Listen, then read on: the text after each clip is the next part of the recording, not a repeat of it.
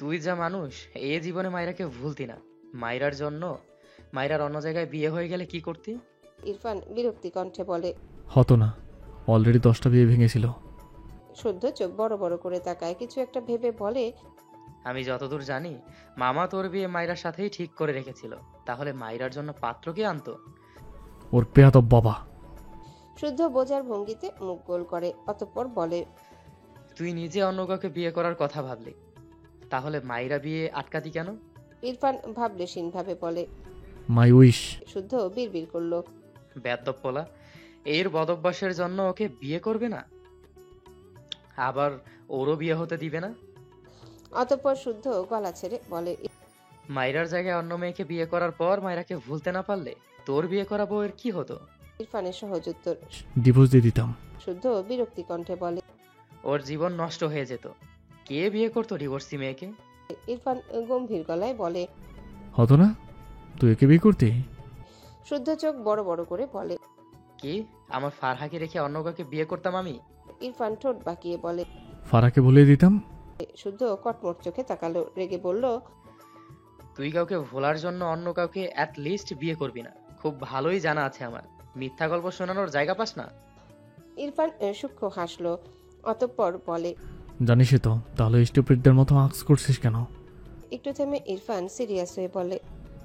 আম্মু শিখে হয়ে গেছিল, তাই বিয়ে করেছি। বাচ্চাকে মানতাম না। একটু থেমে আনমনে বলে। বার্ড ফ্লুর ছাড়া কাউকে মানতাম না। সেদিনই ডিভোর্স পেপার রেডি করতাম। উকিলের সাথে কথা হয়েছিল, দেন ওকে এক গুড পার্সনের সাথে বিয়ে দিয়ে দিতাম। বাট তার আগে জেনেছি এটা ওই স্টুপিড। শুদ্ধ মিটিমিটি হেসে বলে। এখন ডিভোর্স পেপার রেডি কর, মাইরাও তো বাচ্চা, আমি হেল্প করবো সোনা। ইরফান শুদ্ধর দিকে রেগে তাকায়, দাঁত চেপে বলে। Shut up. শুদ্ধ বেখেয়ালি থাকায় ঝাঁকি দিয়ে উঠে মুখ বেঁকিয়ে বিড়বিড় করে। পাইছে এক বালাপ। ইরফান শুদ্ধর দিকে তাকিয়ে ঠোঁট বাঁকিয়ে বলে। তোকে বেঁধে রেখে তোর বউয়ের পেছনে কুত্তা লেলিয়ে দেবো আমি। ইরফানের কথা শুনে শুদ্ধ চোখ বড় বড় করে তাকায়। এই কথা তো সে ইরফানের বিয়ের পর পর শুনেছিল। বিয়ের পর কদিনের মাথায় তাদের গ্রামের এক ছেলেকে তো খুন করতে যাচ্ছিল ইরফান। শুদ্ধ সেই ছেলেকে বাঁচিয়েছিল বলে ইরফান এই কথা বলেছিল। শুদ্ধর মাথায় হাত, চোখ বড় বড় করে বলে। হিয়া আল্লাহ, তার মানে তুই ওদের মাইরার জন্য অত মেরেছিলি, পরে হসপিটালে তুই পাঠিয়েছিস। মরণের সাথে লড়ছে বেচারা, তোর একটু মায়া নেই রে? ইরফান তীক্ষ্ণ চোখে চেয়ে বলে। না নেই।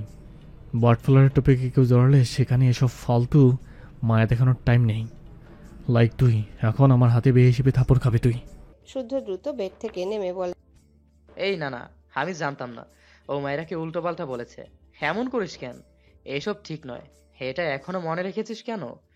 এসব মনে রাখলে আল্লাহ পাপ দেয় সোনা। ইরফান দু হাতে শার্টের হাতা গুটাতে গুটাতে এগিয়ে আসলে শুদ্ধ বলে ওঠে। আমি তোর ভাই, আর তুই আমায় মারবি? ছ্যা, তোর স্মৃতিশক্তি গেছে। আহারে, তোর জন্য আমার কষ্টে কষ্টে কুষ্ঠিত হয়ে হাঁটু কেঁপে ওঠে সোনা। ইরফান রেগে বলে। শুদ্ধর বাচ্চা। শুদ্ধ দৌড়ে ঘরের বাইরে যেতে যেতে বলে। নামাজ পড়ে দোয়া করে দে সোনা, যেন বাচ্চাটা খুব তাড়াতাড়ি হয়ে যায়। এ জীবন আর সহে না। আর তুই একদম আমার বউয়ের পিছ কাউকে লাগাবি না।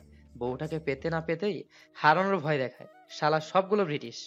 2 বছর আগে ইরফান অনার্স শেষে মাস্টার্সে ভর্তি হয়েছে। টুকটাক বাবার ব্যবসা দেখে। তারেক নেওয়াজ ইরফানকে ঠেললেও শোনে না। ঠেলতে ঠেলতে একটু একটু ইরফানকে অফিসে পাঠাতে পারে।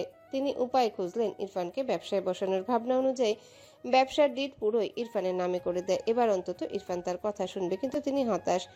ইরফান কে কে কথা শোনাতে পারে? তার যখন ইচ্ছে হবে তখন সে সব ব্যবসা দেখবে, এখন নয়। দেখতে দেখতে মাস্টার্সের বেশ কয়েক মাস পেরিয়ে যায়। ইরফান শুদ্ধদের বাড়িতে আসতে চায় না। গ্রাম ও পরিবেশে মানিয়ে নিতে তার বেশ কষ্ট হয়, কিন্তু তার বাবা মা জোর করতো আসার জন্য। তবে সেজন্যে সে আসতো না। সে আসতো গ্রামের প্রাকৃতিক দৃশ্য ক্যামেরায় বন্দি করতে। তার পছন্দের ক্যামেরা সনি ZV-E10। এই ক্যামেরা তার গ্রামের সঙ্গী। ইরফানের মাস্টার্সের তখন 3 মাস পেরিয়েছে। তখন সে তার বাবা মায়ের সাথে গ্রামে এসেছে। ফজর নামাজ পড়ে বাড়িতে ফিরেছে। ঘরে এসে কোনো দিকে না তাকিয়ে ক্যামেরাটা বের করে বাড়ির বাইরে বের হয়। দিনের আলো ফুটতে শুরু করেছে। শুদ্ধ ফোন গুতায়, সাথে চা খায়। ইরফানকে দেখে এগিয়ে এসে বলে। তোর বাচ্চাটা কেমন আছে রে? ইরফান বিরক্ত চোখে তাকায় শুদ্ধর দিকে। শুদ্ধ ইরফানের হাতের ক্যামেরায় হাত বাড়াতে নিলে ইরফান রেগে বলে। Don't disturb me. শুদ্ধ চায়ে চুমুক দিয়ে ইরফানের সামনে ধরে বলে। নে সোনা খা। বিশ্বাস কর, এ কোনো সাধারণ চা নয়, এ আমায় কুলি করা ভালোবাসা মেশানো চা। ইরফান চরম বিরক্তি নিয়ে বড় বড় পা ফেলে বাড়ি থেকে বেরিয়ে যায়। শুদ্ধ হেসে আবারও চায়ে চুমুক দেয়। আকাশ হালকা নীলচে রঙে রাঙানো, সূর্যের আলোর কমলা আভা আড়াল থেকে একটু একটু করে উকি দেয়। ইরফানের মুখাবয়ব গম্ভীর।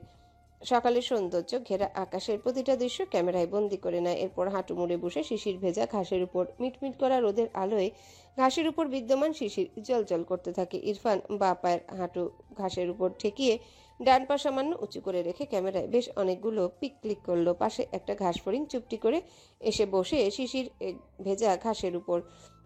ইরফান এটাকেও তার ক্যামেরায় বন্দি করে নিল। এরপর উঠে দাঁড়ায়। পাখির কিচিরমিচির আওয়াজে ইরফান তাকায় চারিপাশে। কেউ গাছের ডালে বসে, কেউ বা খোলা আকাশে মনের আনন্দে ডানা মেলে উঠছে, কেউ বা গাছের এই ডাল থেকে ওই ডালে নেচে বেড়ায়। ইরফান প্রতিটি দৃশ্য খুব নিপুণভাবে তার ক্যামেরায় ক্লিক করে। গ্রামের রাস্তায় দু একজন কৃষক লুঙ্গি পরে নিজ নিজ মাঠের দিকে অগ্রসর হয়। কেউ বা মাছ ধরতে এক হাতে পাতিল আর এক হাতে জাল নিয়ে এগোয়। ইরফান তাদেরকেও আর তার ক্যামেরায় বন্দি করে নিল। বিকাল বেলা গড়িয়েছে বেশ। ইরফান ধীরে ধীরে এগোয়। আশেপাশে টুকটাক যা চোখে পড়ছে তা ক্যামেরায় বন্দি করে নেয়। হঠাৎই পুকুর পাড়ের ধারে একজন মেয়েকে বসে থাকতে দেখলো, যে পুকুরের পানিতে দুপা ডুবিয়ে রেখেছে। সামান্য ঝুঁকে ডান হাতে আলতো করে পানিতে ভেজায়। মাথায় করা খোপা আধা খোলা হয়ে পিঠে নেমেছে। ইরফান পুকুরের ডান পাশে দাঁড়িয়ে আছে। তার কাছে দৃশ্যটা এত সুন্দর লাগলো, সে সেখানে দাঁড়িয়ে পুরো 50টা পিক ক্লিক করেছে। মেয়েটার একটুর জন্য দৃষ্টি এদিক ওদিক হয়নি। মায়েরা পুকুর থেকে ডান হাতের মুঠোয় এক মুঠো পানি নিয়ে চোখে মুখে ছিটিয়ে দেয়। ঠোঁটের কোণে স্নিগ্ধ মৃদু হাসি, বন্ধ চোখ, ফর্সা গোলগাল। মেয়েটার মুখ থেকে পানির বিন্দু বিন্দু ফোঁটা বেয়ে পড়ে। ইরফানের চোখে মুখে মুগ্ধতা। ঘোরের মাঝে থেকে আরো অনেকগুলো পিক তুললো মেয়েটার। মায়েরা হাঁটুর উপরের দিকে তুলে এনে হাঁটুতে থুতনি ঠেকিয়ে পুকুরের পানির দিকে নীরব দৃষ্টিতে চেয়ে থাকে। ভীষণ শান্ত এক মেয়ে হয়ে চুপটি করে বসে থাকে, যার নড়চড় নেই কোনো। ইরফান অদ্ভুতভাবে চেয়ে থাকে মায়েরার পানে। ঠোঁটের কোণে সূক্ষ্ম হাসির রেখা বিড়বিড় করে আওড়ায়। Cute green bird flower. বেশ কিছুক্ষণ পর মায়েরা উঠে দাঁড়ায়। সামান্য নিচু হয়ে হাঁটুর নিচ পর্যন্ত গুটানো চুরি পায়জামা নিচে নামিয়ে দেয়। খোপা করা চুলগুলো সম্পূর্ণ খুলে যাওয়ার দু হাতে হাত খোপা করে নেয়। ইরফান এইভাবেও মায়েরার পিক উঠায় অনেকগুলো। মায়েরা চুলগুলো খোপা করে আশেপাশে তাকায়। এরপর এগিয়ে যায় বাড়ির পথে।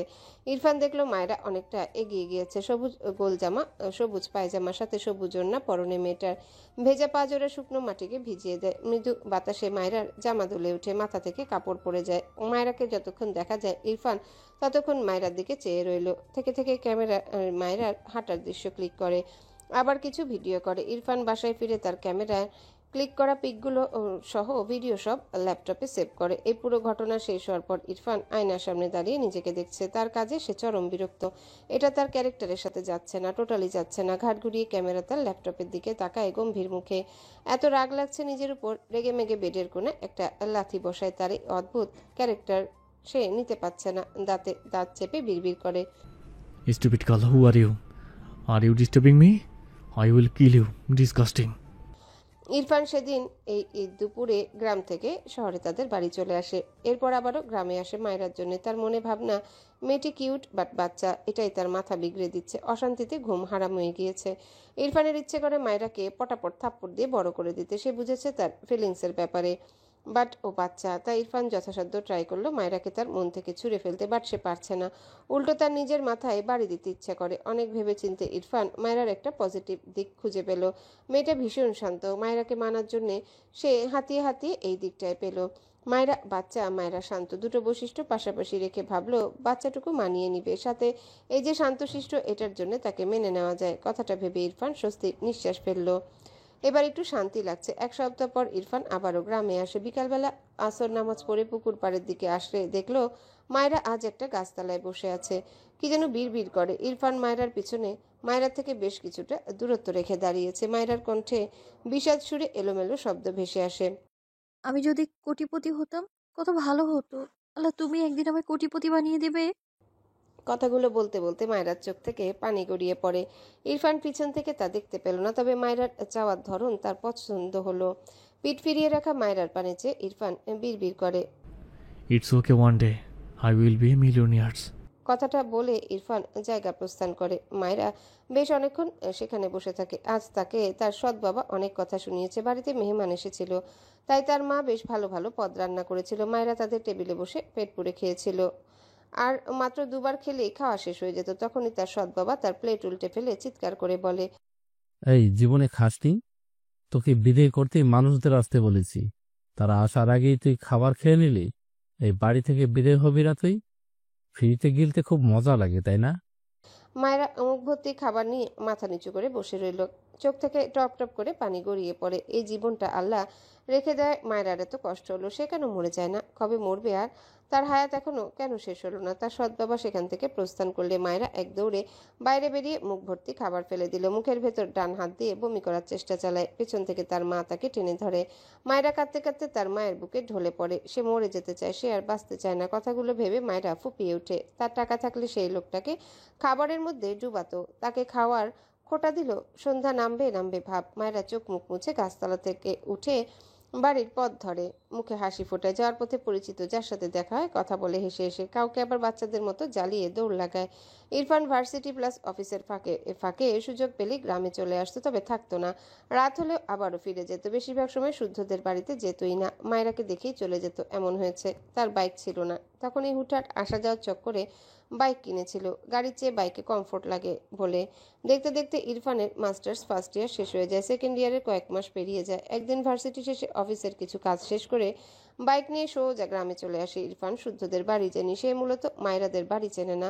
এতদিন সে দিনেই আসতো সব সময়। মায়েরাকে সকালে আর বিকালে বাইরে দেখতো, কিন্তু আজ রাত হয় সে বুঝতে পারে না মেয়েটাকে কোথায় পাবে। সেই প্রথম যে পুকুর পাড়ে মায়েরাকে দেখেছিল সেখানে এসে দাঁড়ায়। অস্থির মন নিয়ে হাঁটাহাঁটি করে বিরক্ত হয়। আজ ভার্সিটিতে মাস্টার্সের এক্সাম থাকায় দিনের বেলায় আসতে পারেনি। রেগে ডান হাত মুষ্টিবদ্ধ করে গাছে একটা পাঞ্চ মারে। মেয়েটাকে না দেখতে পেয়ে সে চরম বিরক্ত। বেশ কিছুক্ষণ পর হতাশ হয়ে সেখানে দাঁড়িয়ে শীষ বাজায়। ধীরে ধীরে কাঁচা রাস্তায় হাঁটতে থাকে। একটা গানের শীষ বাজায়।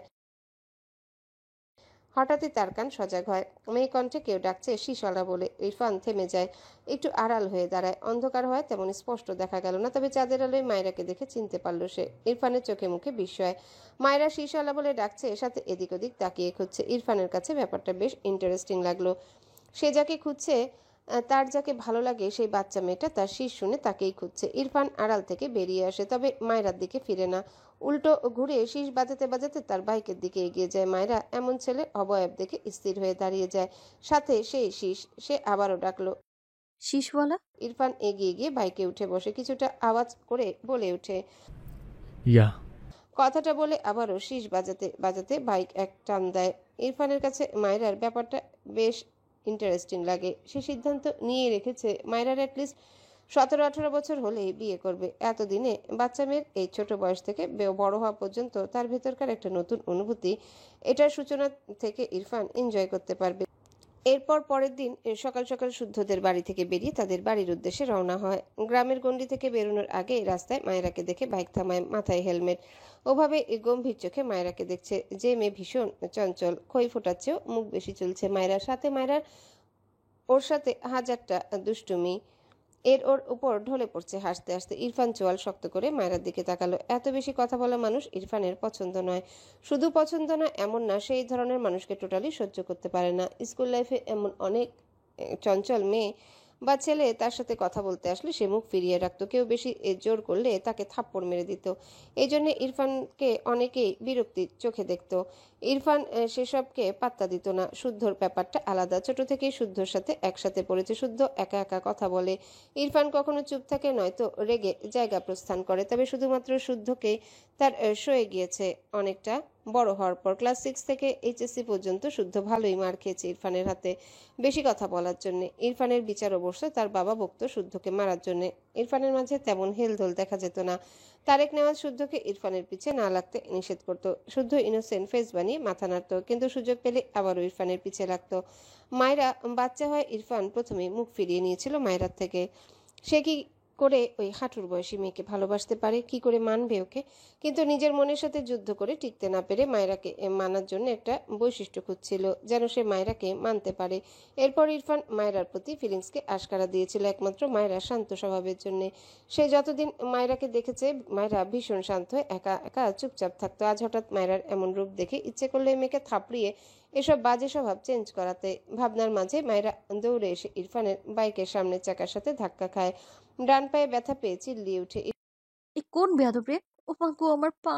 ইরফান ডান হাত মুষ্টিবদ্ধ করে চোয়াল শক্ত করে মায়রার দিকে চেয়ে আছে। মায়রা ইরফানের দিকে তাকালে দেখলো মাথায় কালো হেলমেট, যার ফলে মুখ দেখতে পেল না। গায়ে কালো শার্ট, কালো প্যান্ট, হাতের ঘড়িও কালো, জুতো কালো, বাইকটাও কালো। মায়রা মাথায় হাত দিয়ে বলে, ওরে আল্লাহ, এই তো দেখি পুরাই কালা মামা। তা কালা মামার সাথে সাথে কি কানা মামাও হয়ে গিয়েছেন? চোখে দেখেন না? ইরফান চিৎকার করে বলে উঠে। Shut up.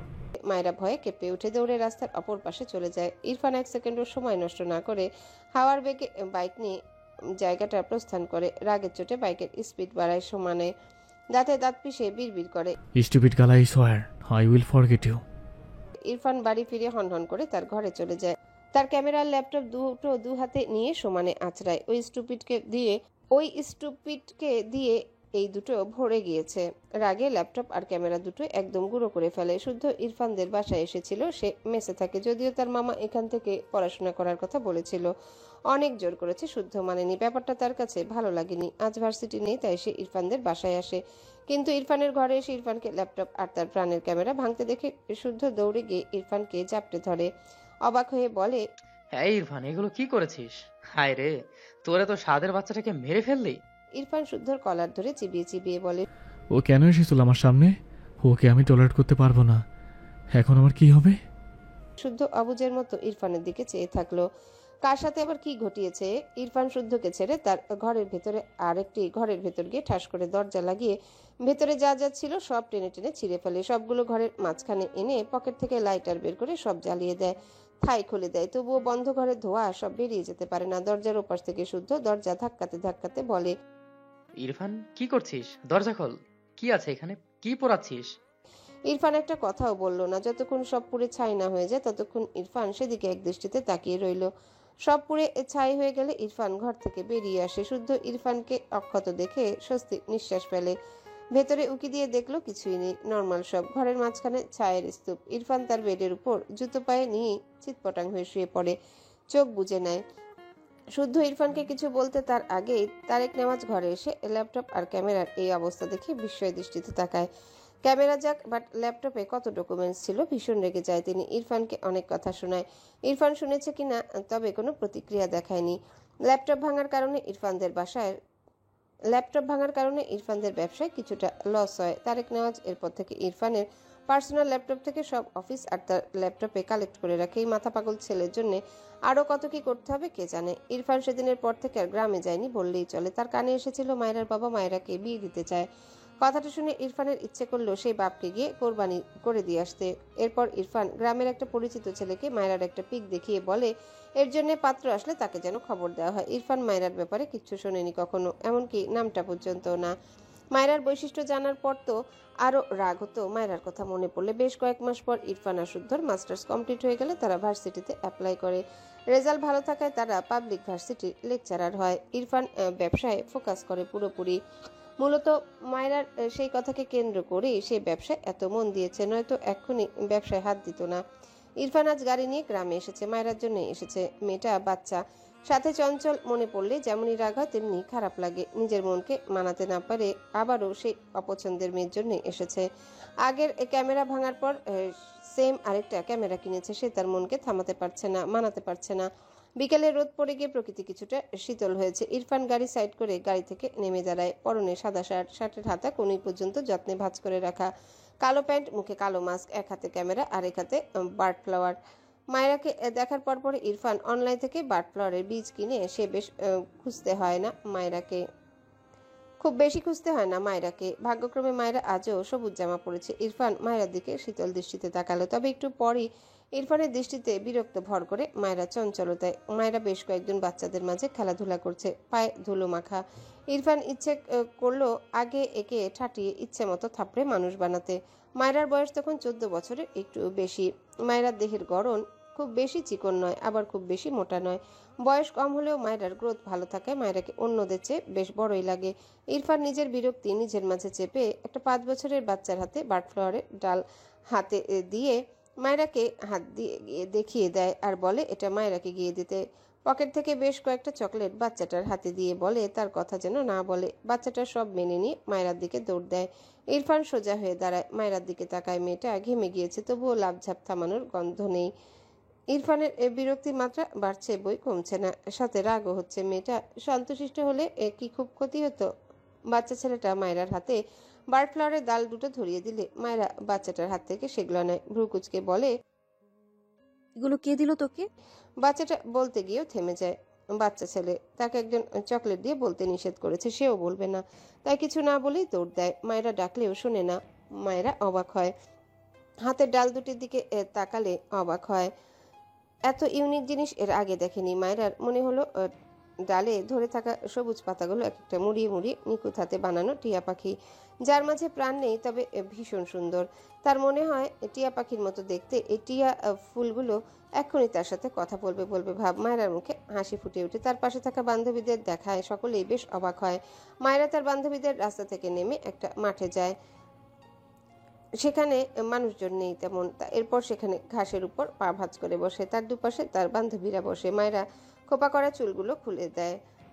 মায়েরার খোপা করা চুলগুলো খুলে যায়, কিছুটা চুল সামনে হেলে আসে, মুখে হাসি, দু হাতে বার্ডফ্লাওয়ার। ইরফান দূর থেকে মায়েরার প্রতিটা ভাবভঙ্গি তার ক্যামেরায় বন্দি করে নেয়। ইরফানের চোখে মুখে মুগ্ধতা, ঠোঁটের কোণে স্বচ্ছ সূক্ষ্ম হাসি। মায়েরার পানে মুগ্ধ দৃষ্টি নিবদ্ধ রেখে বিড়বিড় করে, জীবন্ত বার্ডফ্লাওয়ারের কোলে ঘুমন্ত বার্ডফ্লাওয়ার, সো কিউট। হঠাৎই ইরফানের মুখ থেকে হাসি মিলিয়ে যায়। মায়েরার দিকে চেয়ে চোখ মুখ মুহূর্তেই কেমন শক্ত হয়ে যায়। মায়েরা তার হাতে থাকা ডাল থেকে বার্ডফ্লাওয়ারগুলো এক একটা করে ছিঁড়ে তার বান্ধবীদের দিচ্ছে। ইউনিক জিনিস আর ভীষণ কিউট। মায়েরা সবাইকে ভাগ করে দিল। সবশেষে তার কাছে থাকলো 3টে, সেগুলো তার হাতে নিয়ে সবাইকে টাটা বলে মাঠ থেকে রাস্তায় উঠে আসে। ইরফান চোয়াল শক্ত করে মায়েরার দিকে চেয়ে আছে। সে ভালোবেসে তার ব্লাড ফ্লাওয়ারের জন্য এগুলো এনেছে, আর এই স্টুপিড তার ভালোবাসা সবার মাঝে বিলিয়ে দিচ্ছে। ইরফান রাগ চেপে রাখতে না পেরে সর্বশক্তি দিয়ে হাতের ক্যামেরা ছুঁড়ে ফেলে। মায়েরা খুব বেশি দূরে ছিল না, ক্যামেরাটা একদম তার সামনে গিয়ে পড়ে। মায়েরা দুপা পিছিয়ে যে এক্ষুনি তার পায়ের উপর পড়তো এটা।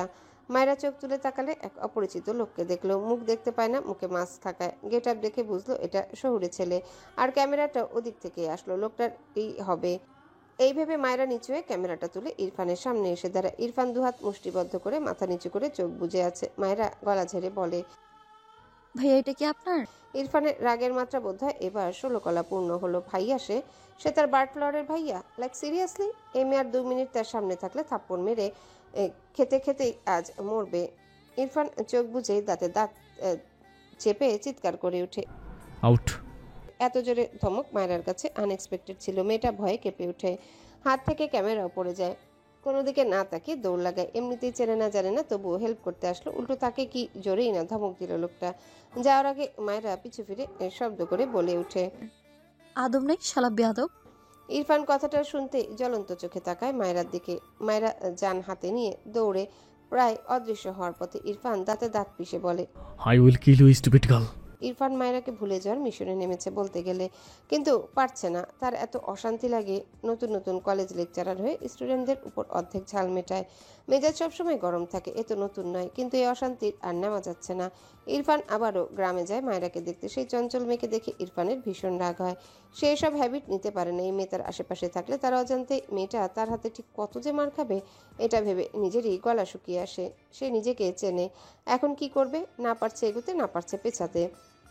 ইরফান আবারও গ্রামে আসে, মাঝে মাঝে মায়েরাকে দেখে। প্রায় রাতে সেই পুকুর পাড়ে গিয়ে শীষ বাজায়। ইরফানের নিজেকে এত অসহায় লাগে, সে এমন অদ্ভুত কেন? তার নিজের উপরই ভীষণ রাগ হয়। সে মায়েরাকে চায়, বাচ্চা মায়েরাও তাকে চায়, বাট ইরফান মায়েরাকে নিজের কাছে আনতে পারছে না। কেমন এক বিশ্রী অনুভূতি। এত রাতে পুকুর পাড়ে প্রায় অর্ধেক রাত পর্যন্ত বসেছিল।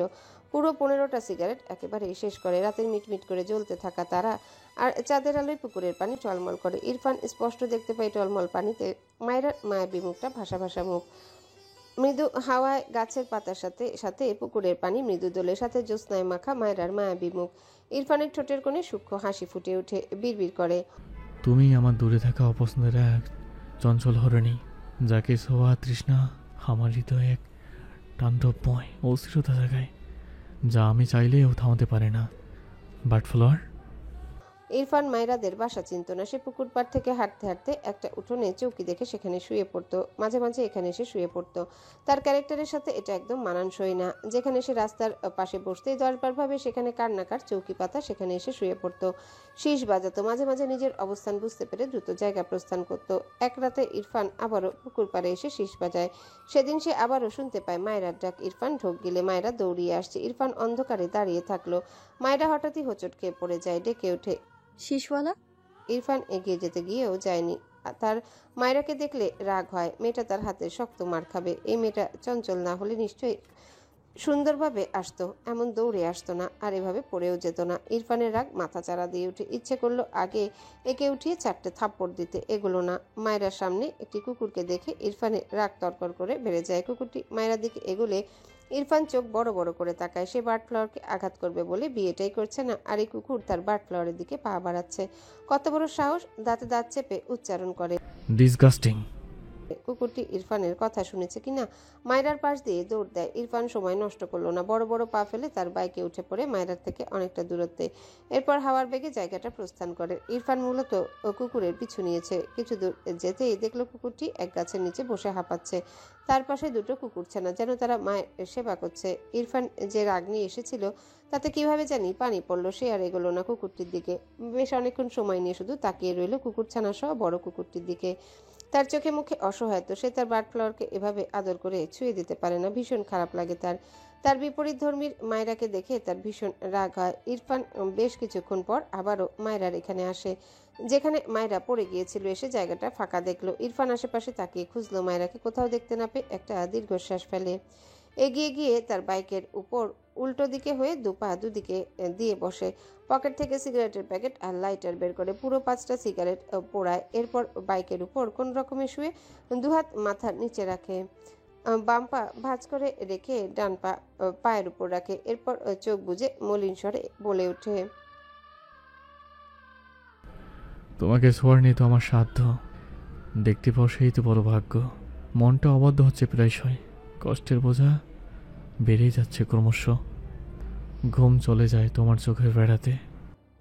এরপর চোখ বুজে মলিন স্বরে গেয়ে ওঠে। থেমে যায় ইরফান, দৃষ্টি জোড়ে অসহায়ত্ব। চোখের মনে দুটি অন্ধকার আকাশ পানে।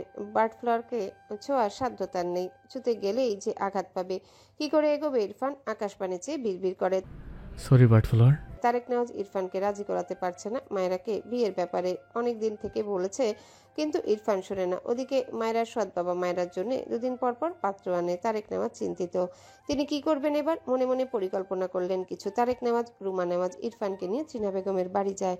তারেক নেওয়াজ এবার আটঘাট বেঁধেই এসেছে। সে এবার মায়রার সাথে ইরফানের বিয়ে দিয়েই ছাড়বে। ভাবনা অনুযায়ী তিনি ইরফানকে বলে বিয়ের কথা। ইরফান তো মানবে না। সে এবার রুমা নেওয়াজকে অসুস্থ হওয়ার অ্যাক্টিং করতে বলে। ইরফান উপর থেকে যেমনই হোক ভেতর থেকে নরম, বিশেষ করে কাছের মানুষদের জন্য। মা অসুস্থ হয়েছে শুনলে ইরফান অবশ্যই বিয়ে করবে। ইরফান বিয়ে করবে না বলে গ্রাম থেকে রওনা হয়েছে। তখনই তারেক নেওয়াজ জানে তার মা মারাত্মক অসুস্থ। ইরফান গাড়ি ঘোড়ায় শুদ্ধদের বাড়িতে এসে দেখে তার মা সত্যিই অসুস্থ। মাকে অসুস্থ দেখে ইরফান আর একটা কথাও বলেনি, তাই মায়েরার কথা বারবার মনে পড়ছে। মাথা নিচু করে চুপচাপ বসে রইল জড়বস্তুর মতো। এ পর্যন্ত মায়েরার জন্য আসা প্রতিটি পাত্রের অবস্থা খুব ভালো রাখেনি ইরফান। কেউ মায়েরাদের বাড়িতে পাই রাখতে পারেনি মায়েরাকে দেখার জন্য। যার বেশি ঘাট তেরামো করতো ওদের অবস্থা ইরফান সারা জীবন হসপিটালে পাঠানোর ব্যবস্থা করেছে। তারেক নেওয়াজ ইরফানের মাথায় হাত বুলিয়ে মৃদুস্বরে বলে, বিয়ে করলে তোমার জীবন সুন্দর হবে। ইরফান তার মাথা থেকে বাবার হাত ছাড়া মেরে দাঁতে দাঁত চেপে বলে, don't touch me. Tarek Newaz কিছু বলল না। ছেলে বিয়েতে রাজি হয়েছে এই অনেক। ইরফান হঠাৎই বসা থেকে দাঁড়িয়ে তার বাবার দিকে চেয়ে বলে, বিয়ে করলে লাইফ সুন্দর হয়? তারেক নেওয়াজ বোঝানোর স্বরে বলে। হ্যাঁ অবশ্যই। ইরফান ভ্রু কুঁচকে বলে, তুমি চাও তোমার লাইফ সুন্দর হোক? তারেক নেওয়াজ না বুঝেই বলে। হ্যাঁ অবশ্যই চাই। ইরফান গম্ভীর গলায় বলে। ওকে। কথাটা বলে ইরফান তার মায়ের সামনে দাঁড়িয়ে বলে, আর একটা মেয়ে দেখো আম্মু, বাবা বিয়ে করতে চাইছে। ইরফানের কথা শুনে রুমা নেওয়াজ সহ তারেক নেওয়াজ হতভম্ব হয়ে যান। রুমা নেওয়াজ দ্রুত শোয়া থেকে উঠে বসেন। ইরফান তীক্ষ্ণ চোখে এতক্ষণ অসুস্থ হওয়ার ভান করা সুস্থ মাকে দেখলো। অতঃপর হঠাৎই চিৎকার করে বলে, এইসব ফালতু কাজ করে আমাকে বিয়ে দিতে চাইছে, ফান করছে আমার সাথে। ইরফানের এভাবে কথা বলে রুমা নেওয়াজের এবার সত্যি প্রেশার হাই হয়ে যায়। অবস্থা ভালোই খারাপ হয়। ইরফানও বুঝেছে তার মায়ের অবস্থা খারাপ হয়েছে। তার মা অসুস্থ শরীরে ইরফানের কাছে আবদার করে সে যেন বিয়েতে রাজি হয়। ইরফান অসহ্যকর এক অনুভূতি নিয়ে বিয়েতে রাজি হতে বাধ্য হয়। ইরফান শক্ত হয়ে সোফায় বসে আছে, রাগে মাথাসহ পুরো বডিতে যেন আগুন জ্বলছে। তার সামনেই সোফা টেবিলের উপর তার বাবা মায়ের ফোন একসাথে রাখা। ইরফান রাগে ফোন দুটো সর্বশক্তি দিয়ে আছড়ে ফেললো। ফোন দুটো পুরো গুঁড়া গুঁড়া হয়ে যায়। তারেক নেওয়াজ ছেলের রাগ দেখে অবাক হয় না। ইচ্ছের বিরুদ্ধে বিয়ে করছে, একটু একটু রাখবেই। দুটো ফোনের বিনিময়ে বিয়েতে রাজি হলেও কোনো প্রবলেম নেই। ইরফানকে কিছু বলতে গিয়েও তারেক নেওয়াজ জিভ গুটিয়ে নেয়। একটু আগের বলা ছেলের উদ্ভট কথা শুনে আর কাছে এগোলো না। কি সাংঘাতিক ছেলে তার, নিজের বাবাকে বিয়ে দিতে চায়। ইরফান বেশ কিছুক্ষণ সময় নিয়ে নিজেকে শান্ত করে। এরপর শুদ্ধর ঘরে গিয়ে শুদ্ধর বেডে শুয়ে পড়ে। শুদ্ধ তার বেডের একপাশে শুয়ে ফোন স্ক্রল করছিল। ইরফানের কথা শুনে ঘাড় ফিরিয়ে তাকায় ইরফানের দিকে। মেয়েটি কি করতে রাজি? ইরফানের কথায় শুদ্ধ মৃদু স্বরে বলে, শুনেছি মেয়েটি বিয়েতে রাজি নয়, বাড়ি থেকে জোর করে বিয়ে দিয়ে দিচ্ছে। তোকে দেখেও নি। ইরফান বিড়বিড় করে। গুড। শুদ্ধ মৃদু স্বরে বলে, ওদের অবস্থা খুব বেশি ভালো না, মানে টাকা পয়সা নেই তেমন। তাই তুই উল্টোপাল্টা কিছু ভাবিস না। ইরফান কিছু বলল না, চুপচাপ বেড থেকে নেমে ঘর থেকে বাইরে বেরিয়ে যায়। তার মাথায় কিছু খেলছে। মেয়েটা বিয়েতে রাজি নয়, এর মানে মেয়েটিও তাকে ডিভোর্স দিয়ে দেবে সে অফার করলে। ফার্স্ট অপশনে রাখলো মেয়েটিকে ডিভোর্স দিয়ে তার যাবতীয় খরচের একটা অ্যামাউন্ট সে মেয়েটাকে দিবে, যেন ডিভোর্স দিলেও কোনো প্রবলেম না হয়। আর সেকেন্ড অপশন, মেয়েটির স্বামী চাইলে সে তার এক ফ্রেন্ডের সাথে মেয়েটিকে বিয়ে দিয়ে দিবে। যে ফ্রেন্ডের কথা ভাবলেও সে গুড লুকিং, সব দিক থেকে ভালো। মেয়েটা অবশ্যই কোনো প্রবলেম হবে না। মেয়েটা যেহেতু তাকে দেখেনি, তাকে নিয়ে ভাবেইনি, সো এটা একটা গুড পয়েন্ট। আর মেয়েটার বাড়িতে তেমন কেউ ছিল না বাবা মা ছাড়া, তাই জামাই বদল হলেও প্রবলেম নেই। সবচেয়ে বড় কথা, জামাই বদল হলে তার ফ্যামিলি আর মেয়েটার ফ্যামিলি দুজনেরই শিক্ষা হবে। এরা এত চিপ মেন্টালিটির কেন ইরফান বুঝে পায় না। বিয়ের মতো একটা ব্যাপার এভাবে জোর করে দিচ্ছে স্ট্রেঞ্জ। ইরফান বাইরে গিয়ে সে এক উকিলের সাথে যোগাযোগ করে। সে আজকে বিয়ে করছে, যত দ্রুত সম্ভব যেন ডিভোর্সের ব্যবস্থা করা হয়। কথাবার্তা ঠিক করে এরপর তার সে পরিচিত ফ্রেন্ডের সাথেও এই ব্যাপারে আলাপ করলে সে সম্মতি দেয়। সে এমনিতেও মেয়ে খুঁজছে, ইরফানের উপর তার পুরো ভরসা আছে, তাই দ্বিমত করার প্রশ্ন নেই। বন্ধুর জন্য এটুকু করাই যায়। তার ফ্যামিলি প্রবলেম নেই তেমন, এই কারণে সে যেভাবেই বিয়ে করুক না কোনো প্রবলেম নেই। ইরফান তার মায়ের জন্য আপাতত বিয়েটা করে নেয়। সে রাগের মাথায় ধূপধাপ মেরে দিতে পারে ভেবে শুদ্ধকে বলেছিল যেন মেয়েটার সাথে তার ভাবনা অনুযায়ী আলোচনা করে, কিন্তু শুদ্ধ পাদরামি করে বলেনি। ইরফানও দুদিন টুকটাক অফিসের কাজে ব্যস্ত ছিল। এরপর মনে মনে ভেবেছিল শুদ্ধকে দিয়ে এসব হবে না, এই বাদর কাজ আরও ঘেটে দিবে। সে যে নিজেই মেয়েটাকে বলবে সেই উপায়ও নেই। উপায় আছে, তবে সে কাউকে বুঝিয়ে বলবে এই ধৈর্য তার নেই। দেখা যাবে সে মেয়ে বোঝার চেয়ে তার হাতে থাপ্পড়ি খেয়েছে বেশি। না দেখার আগ পর্যন্ত যতবার বুঝেছে অপরিচিত মেয়ে তার বউ, ইরফান নেওয়াজের বউ অন্য একটা মেয়ে। ইরফানের ভীষণ রাগ উঠে যেত, সেখানে সে কি করে মেয়েটাকে বোঝাবে। এসব অশান্তির মাঝে হঠাৎ সেই রেস্টুরেন্টে মায়েরাকে দেখে ইরফান অবাক হয়। এই মেয়ে গ্রাম ছেড়ে তাদের শহরে কেন বুঝেনি। তারপর রেস্টুরেন্ট থেকে বাড়ি ফিরে যখন দেখলো তার বউ অন্য কেউ নয় বরং মায়েরা, ইরফান স্তম্ভিত হয়। মায়েরা চঞ্চলতা দেখে ইরফান ধরেই নিয়েছিল এই মেয়েকে সে এই জীবনে মানতে পারবে না। রাগে সব জ্ঞান হারিয়ে মায়েরাকে ধূপধাপ মেরেও দিত। ইরফানের মাথায় কিছু খেলে। মায়েরা তো তাকে চিনে না, তাহলে তাকে অন্য কেউ ভেবে বিয়ে করে নিল কেন? এই জন্যে বাচ্চাদের মন দিতে নেই। তার শীর্ষ শুনে ভালো লেগেছিল, আবেগে ছুটে আসতো, সময় মতো তাকেই আরেকজন ভেবে বিয়ে করে নিয়েছে। রাগের মাথায় আগুন জ্বলে ওঠে। এসব ভাবনা রেখে ইরফান সোজা গ্রামে যায় সেই ছেলের কাছে যাকে মায়েরার বিয়ের খবর দিতে বলেছিল। তার মাথায় বারবার এটাই খেলে, আজ তার জায়গাটা অন্য কেউ হলে তার বার্ড ফ্লাওয়ারকে অন্য কেউ ছুঁয়ে দিত। মাথার মগজ বোধহয় ভেতরে ফুটছে রাগের চোটে। মায়েরাকে তো সে পরে দেখে নিবে, আগেই বাস্টার্ডকে গ্রামে পুঁতে রেখে আসবে। মায়েরার খোঁজ রাখা সেই ছেলেটি গ্রামের এক ফাঁকা রাস্তা দিয়ে হাঁটছিল। ইরফান ছেলেটিকে দেখে গাড়ি সাইড করে রেখে গটগট পায়ে সে ছেলেটার কলার ধরে রাগান্বিত স্বরে বলে, কুত্তার বাচ্চা আমারে খবর দিতে বলেনি তোরে? ওর বিয়ে আর তুই আমারে খবর না দিয়ে গায়ে হলুদ লাগিয়ে ঘুরেছিস, মরার পাখনা গজাইছি না, এই জন্য আমাকে খবর দিসনি তাই না? ইরফানের এমন আক্রমণে ছেলেটা হতভম্ব হয়ে যায়। ইরফানের কথার ধরনেও একটু অবাক হয়, সাথে ভয়ও পায়। সেদিন সে তার বন্ধুদের সাথে আড্ডা দিতে গিয়ে মায়েরার ব্যাপারে খোঁজ রাখেনি। ইরফান হঠাৎই ছেলেটাকে গাছের সাথে ধাক্কা দিয়ে ডান হাতে শক্ত করে গলা চেপে ধরে। ছেলেটা চোখ বড় বড় করে তাকায়, নিঃশ্বাস নিতে পারছে না। দুই হাতে ইরফানের হাত ধরে সরানোর চেষ্টা করে। ইরফান এক চুল ছাড়ল না, চিবিয়ে চিবিয়ে বলে, আমার বাটফ্লারকে অন্য কেউ শোয়ার জন্য অ্যারেঞ্জ করেছিলি, এরপর আবার বাচ্চার স্বপ্ন নিয়ে হেঁটে বেড়াচ্ছিস, তাই না? এত মিথ্যা স্বপ্ন নিয়ে বাঁচিস কীভাবে? তোকে তো টুকরো টুকরো করে কুত্তকে দিয়ে খাওয়ালেও আমার জ্বালা মিটবে না। ছেলেটা বহু কষ্টে মিথ্যে বলে। ভাই ভাই, আমারে মাপ কইরা দেন, আমি আপনাকে ফোনে পাইনি। ইরফান চিৎকার করে বলে। ফোনে পাসনি, আমার সামনে গিয়ে খবর দিবি, দিলি না কেন? এই বল।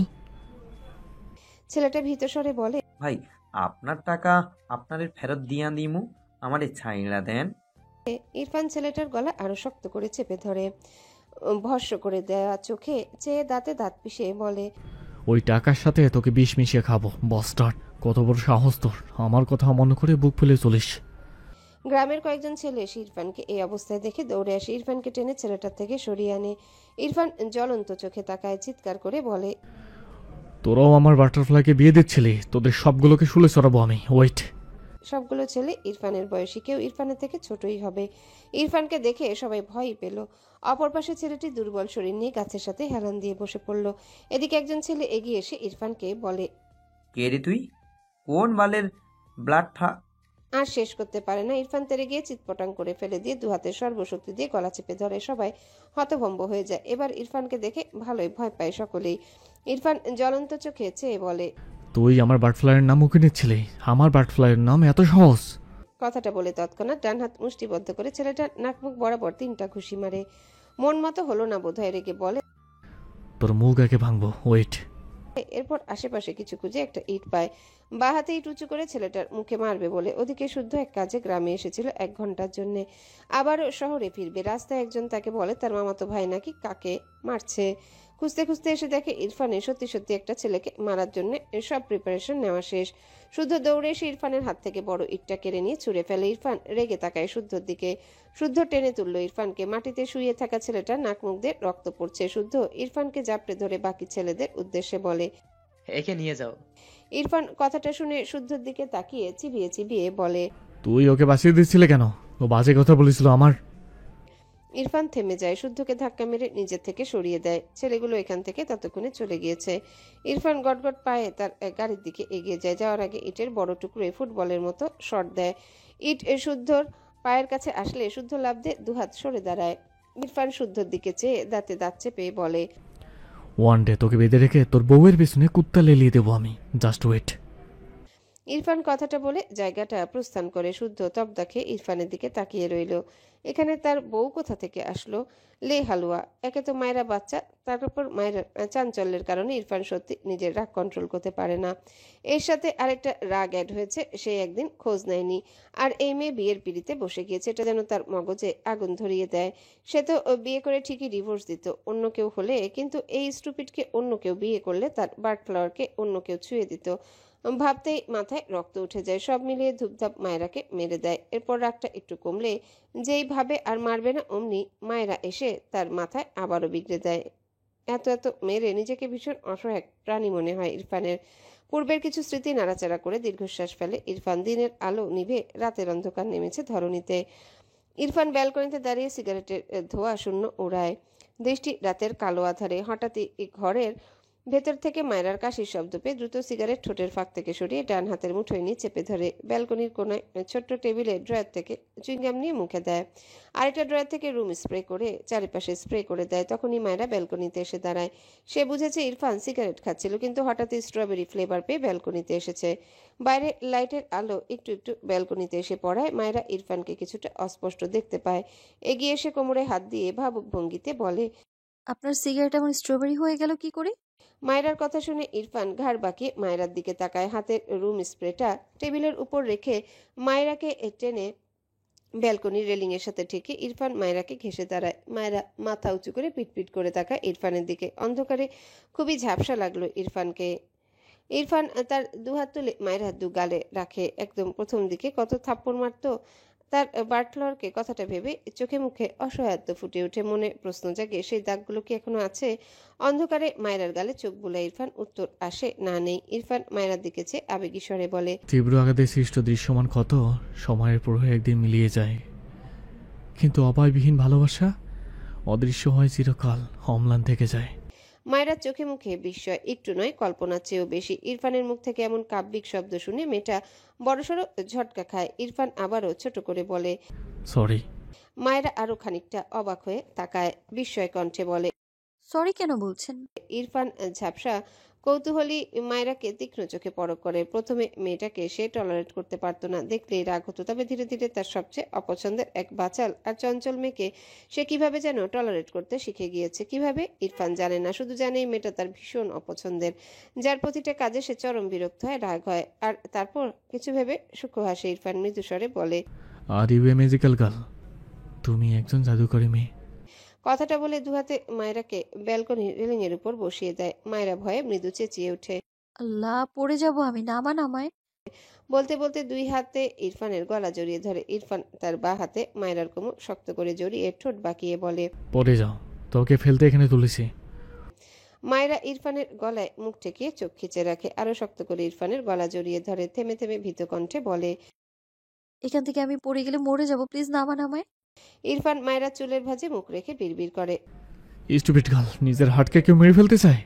মায়রা ভয় পায়, ইরফানের উপর রাগ হয়। রেগে মেগে ইরফানের গলায় কামড় দেয় একটা। ইরফানের চোখে মুখে কিছুটা বিস্ময়, তবে মায়রাকে কিছু বলল না, মায়রাকে ছাড়লো না। আর একটু শক্ত করে নিজের সাথে জড়িয়ে নিল তার বাটফ্লাওয়ারকে। একটু নিচু হয়ে মায়রার গলায় মুখ গুজে নাক ঘষে, এরপর ছোট করে একটা চুমু আঁকে। মায়রা ইরফানকে একটা কামড় দিয়ে আরো ভয়ে আছে, তাকে এই লোক এখন কি করবে। ইরফান হঠাৎই তার ডান হাতে মায়রার কাঁধ বরাবর মোটামুটি জোরে এক ধাক্কা দেয়। মায়রা ছিটকে পিছন দিকে হেলে পড়ে। মায়রা ভয়ে চিৎকার করে ডেকে ওঠে। শেষওয়ালা। বলে মায়রা প্রায় কেঁদে দেয়। ইরফান দুহাতে শক্ত করে মায়রার কোমর চেপে ধরে আছে। মায়রার মাথা থেকে কোমর পর্যন্ত রেলিং এর বাইরে হেলে আছে। মায়রা ভয় পেলেও একটু পরেই কান্না থামায়। খেয়াল করে সে পড়ে যায়নি, ইরফান তাকে ধরে রেখেছে। নিজে নিজে শক্তি খাটিয়ে উঠতে চাইলেও পারল না। মায়রার মনে হলো সে হাওয়ায় ভাসছে, তবে ধীরে ধীরে তার ভয় কমলো। ভেজা চোখে ইরফানের দিকে তাকালো, অস্পষ্ট দেখলো ইরফানকে। ইরফান মায়রার দিকে চেয়ে ঠোঁট বাঁকিয়ে হাসছে। মায়রা ইরফানকে সম্পূর্ণ দেখতে না পেলেও কাজ করতে পারলো।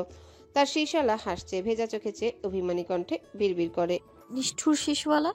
ইরফান মায়রার কথাটা বোধহয় শুনলো, তবে ঠোঁটের কোণ থেকে হাসি মুছে গেল না, বরং দীর্ঘ হলো খানিক। মায়রার চোখে চোখ রেখে হঠাৎই সুরেলা কণ্ঠে গেয়ে ওঠে। হ্যালো বন্ধুরা, পরবর্তী পার্ট খুব তাড়াতাড়ি আসবে, তো সবাই অপেক্ষায় থাকো। আর চ্যানেলটি যারা এখনো সাবস্ক্রাইব করোনি তারা পরবর্তী পার্ট দেখার জন্য চ্যানেলটি সাবস্ক্রাইব করে রেখো। ধন্যবাদ সবাইকে, আমাদের সাথেই থেকো।